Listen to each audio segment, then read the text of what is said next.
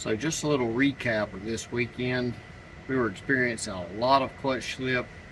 We've not really made any adjustments to this clutch since we've been attempting to race this car and test it a little bit. And it probably has 50 or 60 somewhat launches, hits, whatever you want to call them. Only 3 complete full passes, but a lot of attempted passes. So this weekend we really noticed it was flashing super high.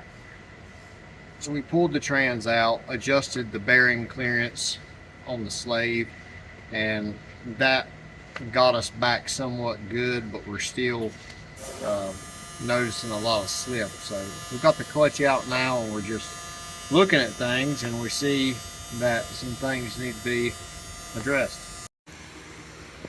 So one thing that we did before the Charlotte race was we took these dowels out and machined them down. You can see they have a step on them now, kind of. So that's where the floater rides.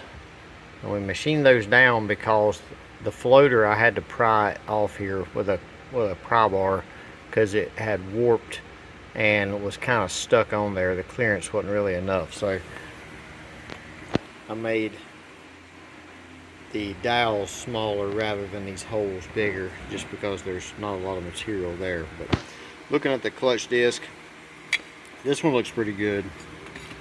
This is the first disc in the lineup.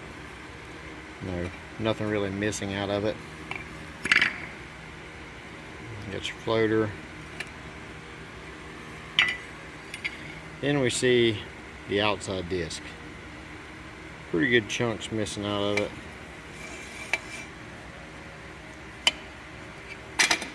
And then we got another chunk missing out over there. The King Daddy Jonathan says, let her eat. So we're going to keep running it. But that's caused by just some extreme slip, and we were flashing to like 8,000 RPM. We were seeing like 50% slip at the track during a lot of our passes, and the car felt fast. It was pulling like an ape, but it was slipping like crazy. So we're gonna check the ring height on this thing. We're gonna put it back together and check that and make sure that we get this thing adjusted back kind of to where its stock settings were.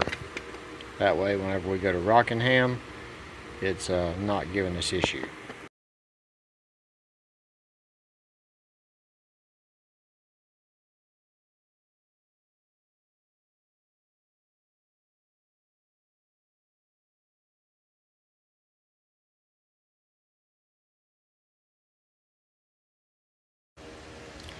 Now what I'm going to do is take the calipers here, and on this pressure plate we have our ring height wrote.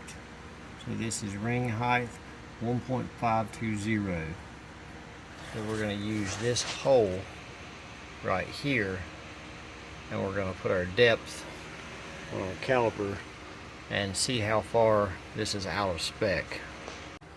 Kind of hard to do it and hold the phone, but we'll try.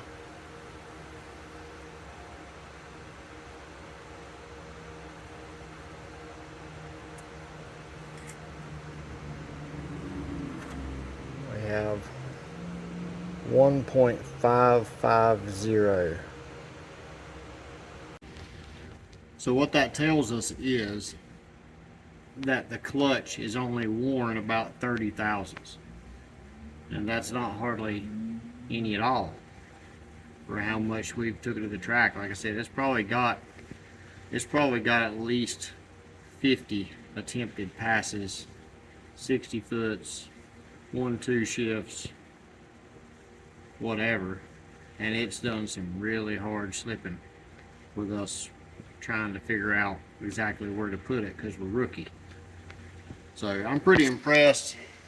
A lot of that has to do with how lightweight this car is, and it just doesn't eat parts. So now what I'm going to do is take all this back apart, and I've got to find some washers that are 30 thousandths less thickness than the first set of shims that is on there. I say washer, shim, whatever. They're right here. There's two of them. So I gotta find a pair, or I gotta find 6 of them that's 30 thousandths less thick than the first set on this and swap those out. And then that will put the pressure plate exactly the way it was whenever I got the clutch. So let's do it. See what we can find.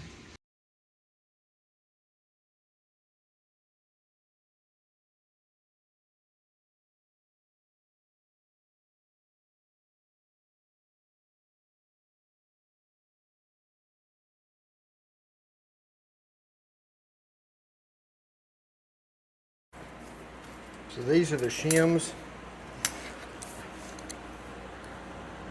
They measure about 60 thousandths, 58 maybe. So we need something around basically 30 thousandths is the difference. So let's see if we got some shims. So naturally I can't find anything in the shop that'll work. McMaster has everything though.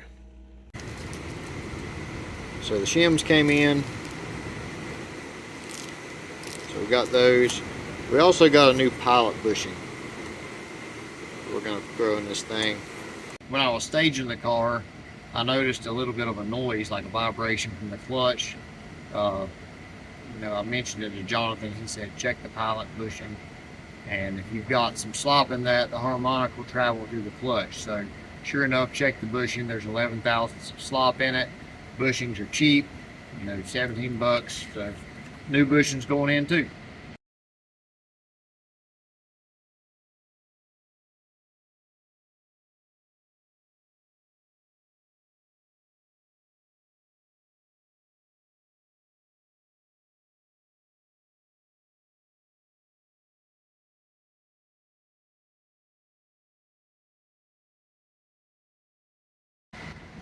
All right, everything's back together. Now we're going to measure.